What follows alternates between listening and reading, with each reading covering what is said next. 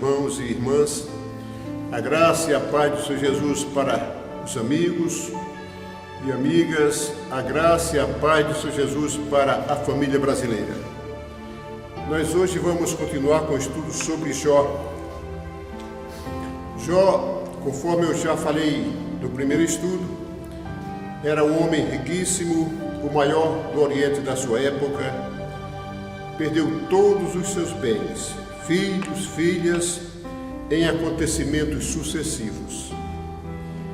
E Jó, quando recebeu as notícias das perdas dos seus bens animais, dos seus filhos e filhas, Jó tomou uma atitude que nós até estranhamos, porque quando recebemos uma notícia ruim, de impacto, a primeira reação nossa é ou chorar, ou pedir ajuda a alguém.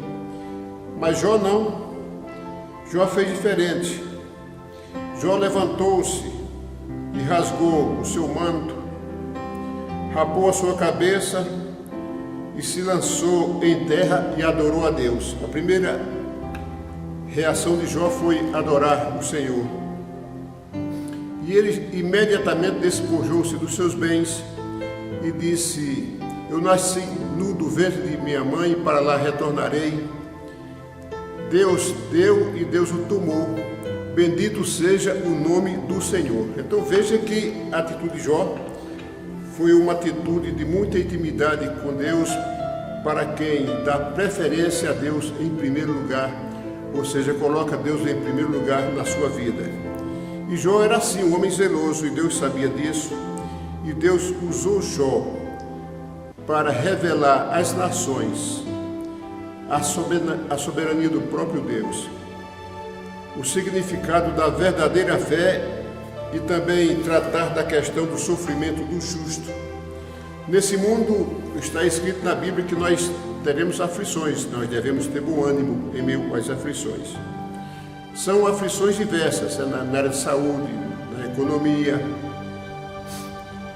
necessidades da alma. São muitas necessidades que nós temos, umas maiores, outras menores, umas superáveis por nós mesmos e outras que nós precisamos de ajuda de alguém, conversar com um amigo, conversar com uma pessoa que tem experiência, de forma que nós sempre dependemos do outro para vivermos.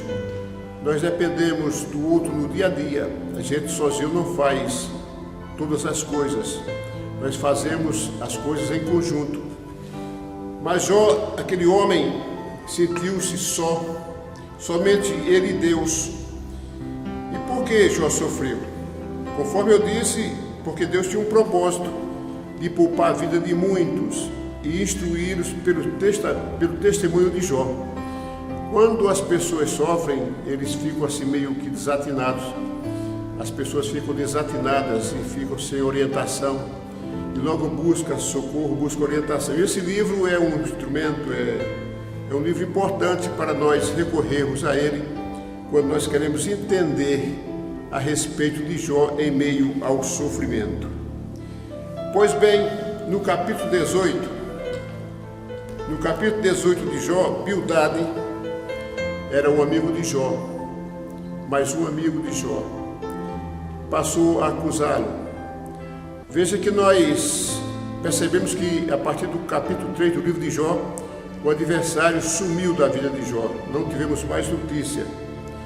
Mas dá para entender que ele ainda ficou na vida dos três amigos, provocando acusação, porque ele é o acusador de nossas vidas diante de Deus. Mas Jesus Cristo é quem nos justifica diante do Senhor e prevalece para nós o Senhor Jesus Cristo como Santo dos Santos, Senhor dos Senhores, Deus maravilhoso, bendito Ele é. Portanto, nós recorremos ao Senhor Jesus Cristo em oração e pedimos a Ele os livramentos, e está nas mãos do Senhor nos livrar no tempo dEle, mas de forma que o Senhor costuma treinar o seu povo para uma grande batalha. Assim como Deus usou Jó, e Jó passou nesse grande teste. E Bildade, tomando a imagem dos ímpios, usando a imagem dos ímpios para acusar Jó, relatou várias consequências das ações de um povo ímpio. E por fim ele disse em capítulo 18, versículo 21, disse assim: tais são, Jó, na verdade, as moradas do perverso, e este é o lugar do que não conhece a Deus. Então, Bildade quis dizer que Jó andava distante de Deus, ou seja, assemelhava-se a um ímpio, uma pessoa que pecava. Mas Jó de fato não pecou. O próprio Deus elogiou Jó. Disse: olha, é um homem sincero, reto, temente a Deus, e desvia-se do mal. Então veja que Deus reconheceu o próprio Jó, elogiou aquele homem. Portanto, às vezes nós procuramos e ficamos atentos ao elogio de pessoas, de amigos, de pessoas que passam na nossa vida. O elogio é interessante porque nos move a tomar uma ação proativa em favor de alguém, em favor de um grupo, em favor de nós mesmos, mas o elogio do homem passa. Agora, o elogio de Deus é permanente, é eterno. Melhor é ser elogiado por Deus a ser elogiado por homens.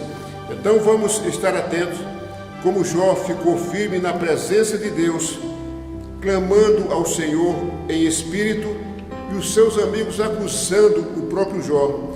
Mas o Jó fez uma defesa, e Jó queixou-se dos seus amigos pela obstinação e dureza dos seus corações, dos seus amigos. E respondeu Jó e disse: até quando entristecereis a minha alma e me quebrantareis com palavras? Já 10 vezes me envergonhastes. Vergonha não tendes de contra mim vos endurecerdes? Ou seja, você não tem vergonha não de ficar com esse coração duro contra mim, me envergonhando e falando coisas que não procedem sem fundamento? E disse: embora haja eu na verdade errado comigo, ficará o meu erro.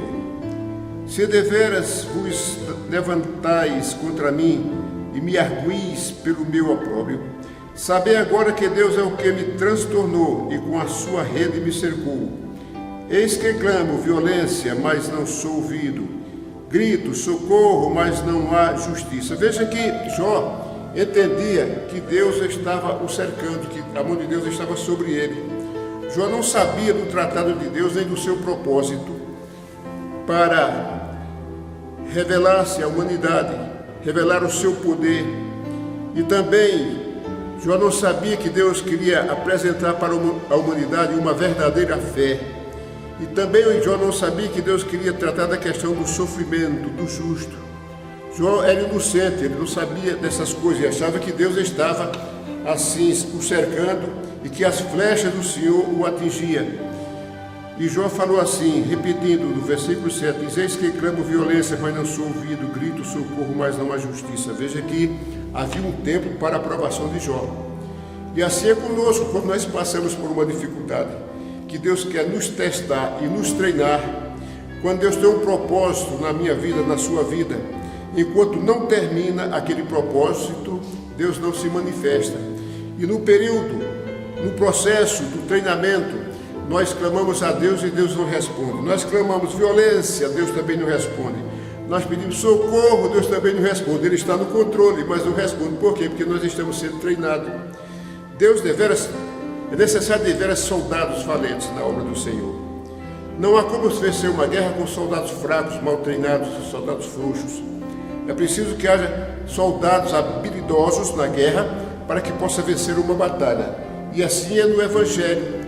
Deus prepara homens e mulheres para anunciar as boas novas de salvação, que tenha convicção, que não se dobre diante dos conselhos dos ímpios, nem se assente na roda dos escarnecedores, mas antes tenha o seu prazer no Senhor, na palavra do Senhor Jesus, na sua orientação.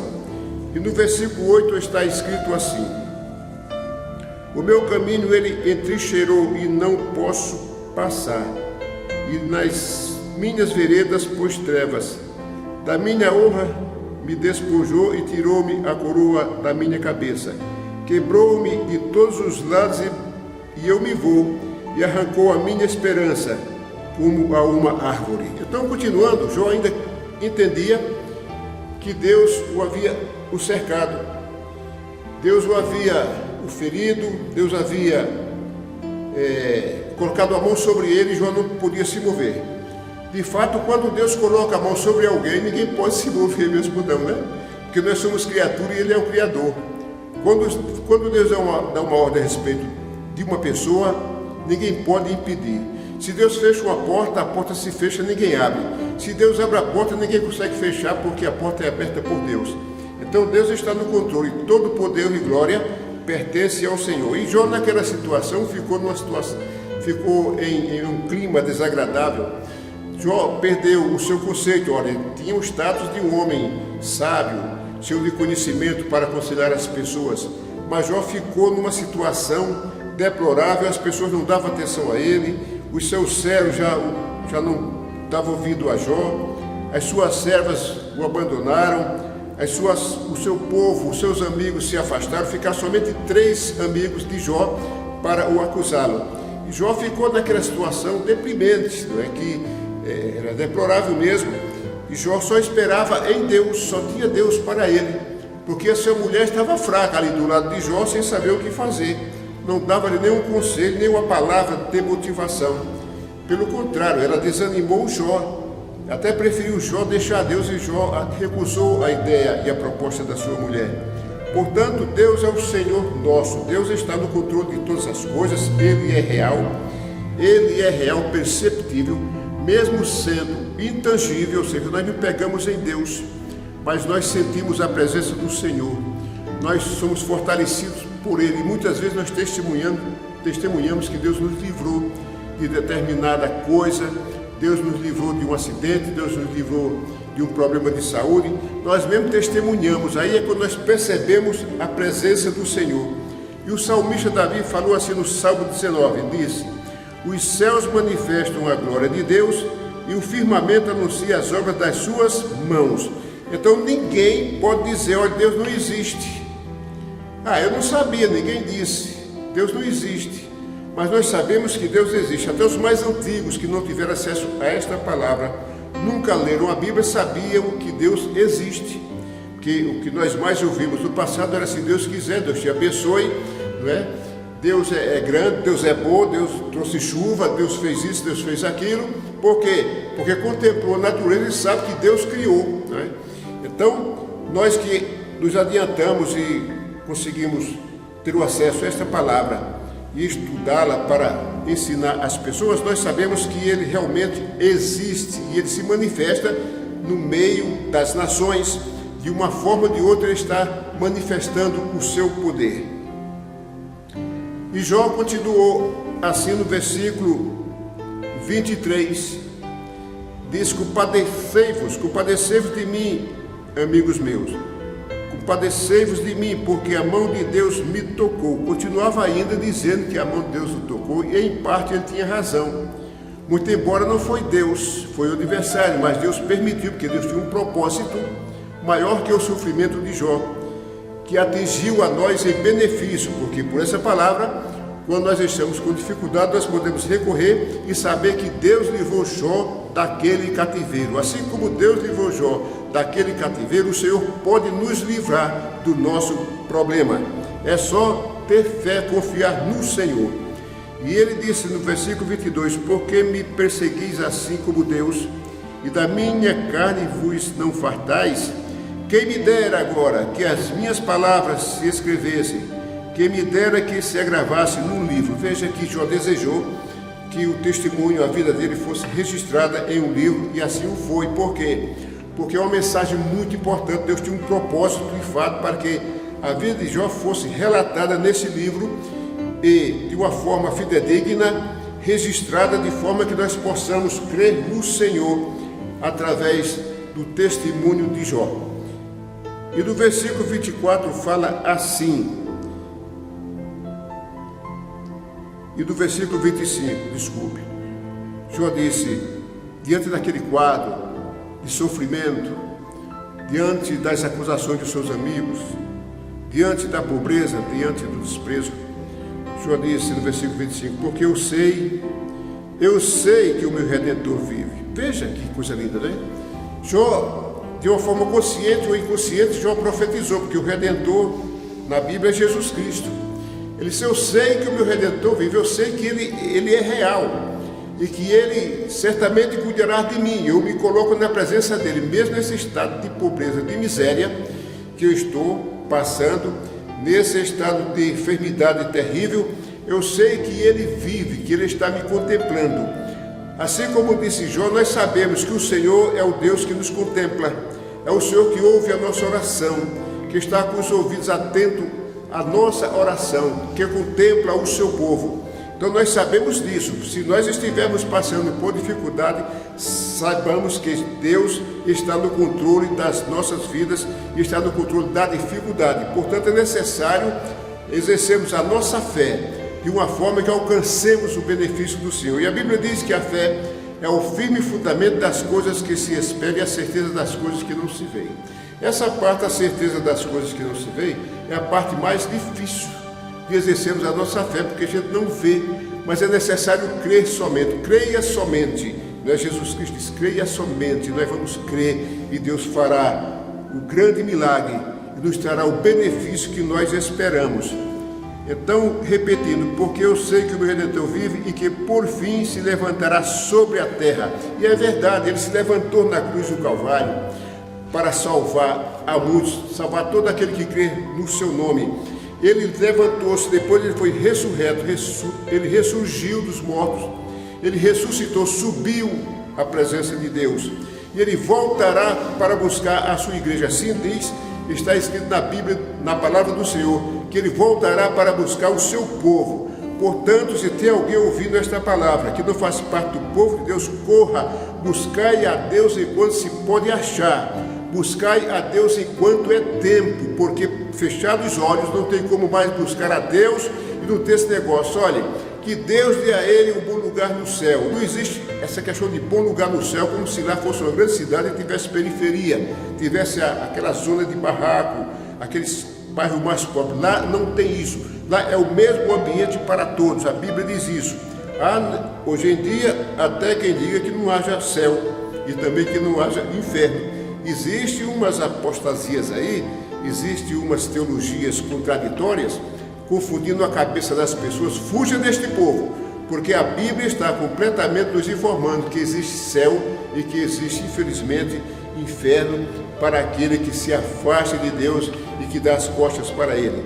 É uma coisa que a gente não sente nem bem falar. Bom mesmo é dizer que Deus, o Senhor Jesus Cristo, veio salvar e que Deus tem o prazer de habitar cada um de nós na presença dele. Aí sim é agradável. E no versículo 26 fala assim: e depois de consumida a minha pele, ainda em minha carne verei a Deus. Era impossível só ver a Deus em carne. A verdade é que o Senhor se manifestou a Jó em meu redemoinho, conforme no estudo passado eu falei. O Senhor se manifestou e fez muitas perguntas a Jó, e Jó não pôde responder nenhuma, porque Deus queria apresentar os seus feitos às nações, para que as pessoas deem ouvido ao Senhor. Então Jó, seria impossível Jó ver a Deus, mas Jó, consciente ou inconscientemente, ele profetizou que ainda veria o Senhor, embora que seja na ressurreição dos mortos. E está escrito em 1 Tessalonicenses capítulo 4, versículo 15 a 17 o seguinte: preste atenção a isto.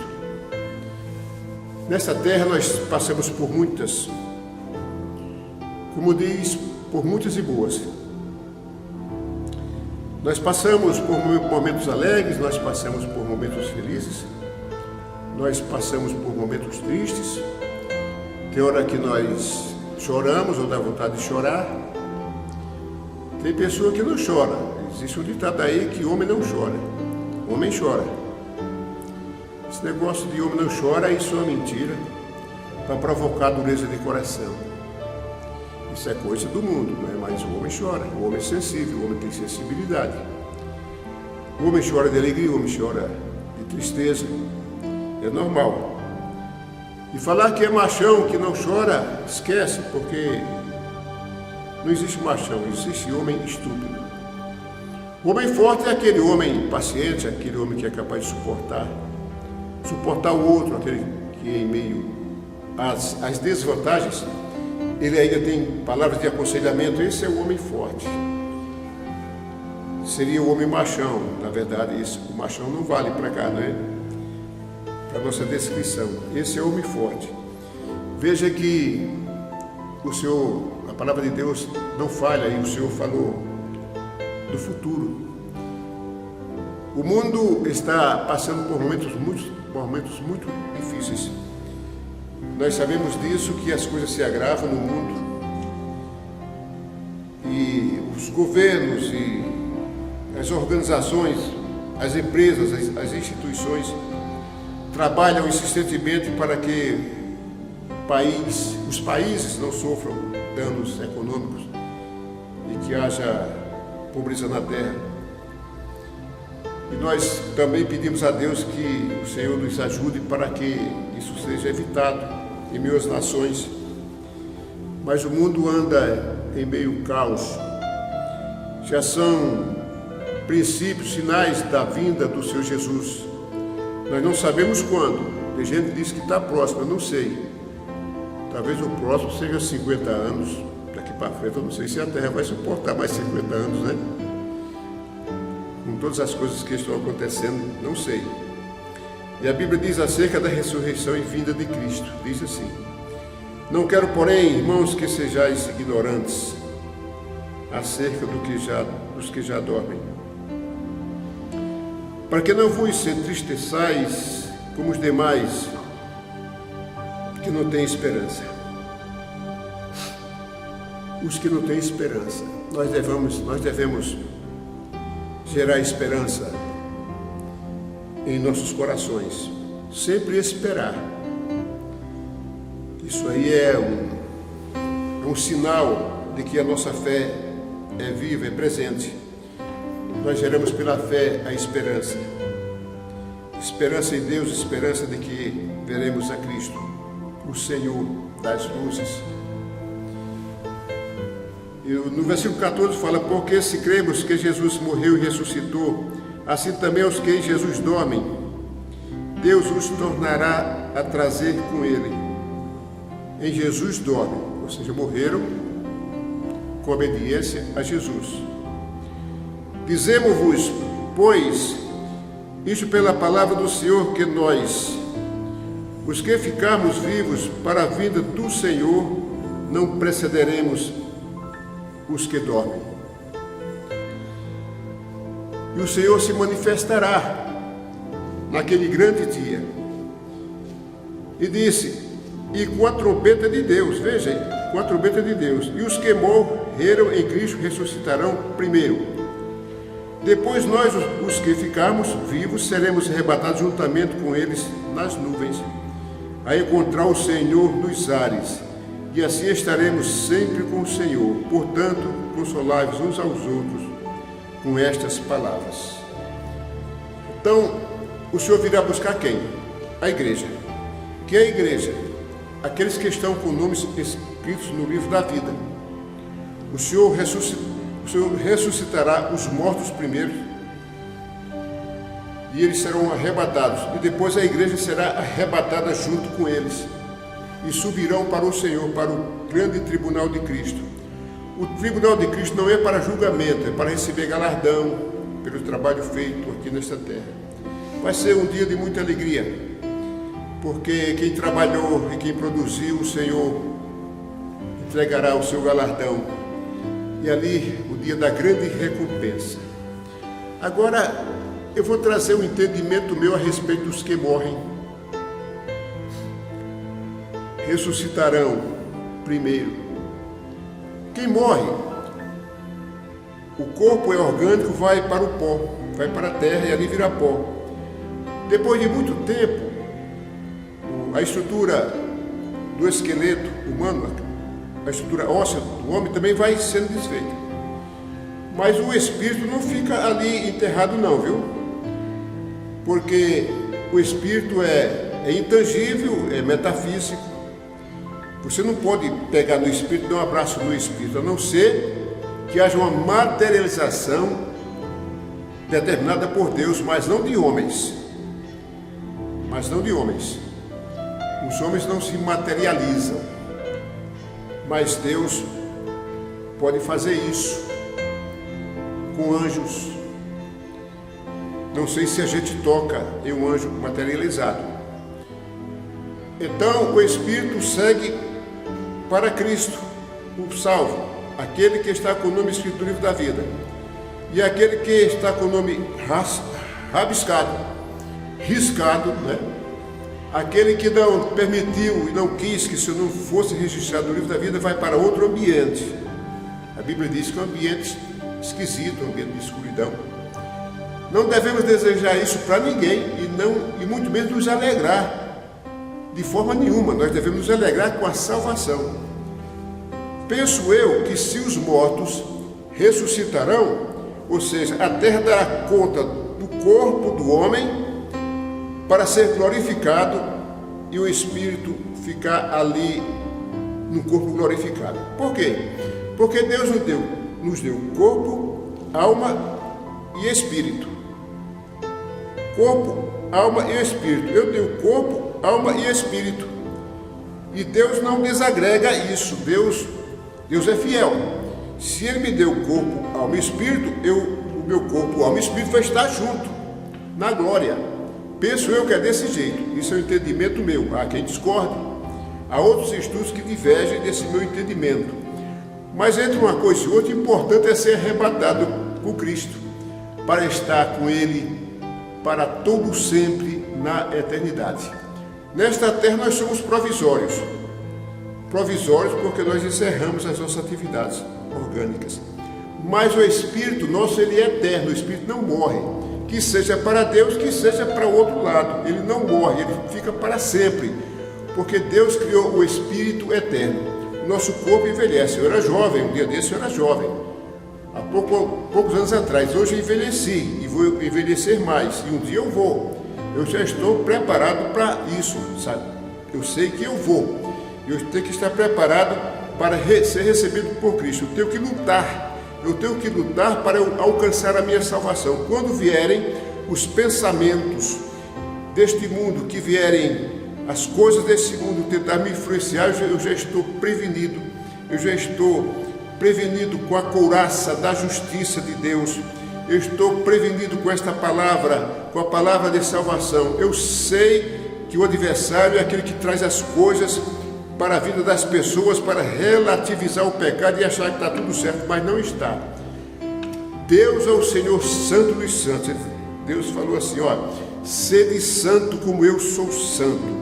Ou seja, separe-se das coisas deste mundo, viva neste mundo, usufrui das coisas deste mundo, usufrui dos benefícios, mas seja separado das filosofias deste mundo, seja separada das coisas que contaminam a alma, de forma que você deve buscar a santificação, ou seja, a separação. Mas as pessoas não querem se separar, as pessoas querem estar com o pé lá e outro cá, crendo em Deus, mas também com o pé do mundo. Aí não dá, não é? Porque ele vai ser rachado no meio, desse jeito, né? Não dá para uma parte subir, outra parte ficar. É preferível renunciar ao mundo mesmo, porque nós precisamos ser bons empreendedores e empreender no reino de Cristo para vivermos eternamente com Ele, para a honra e glória do Senhor. E fiquem com Deus.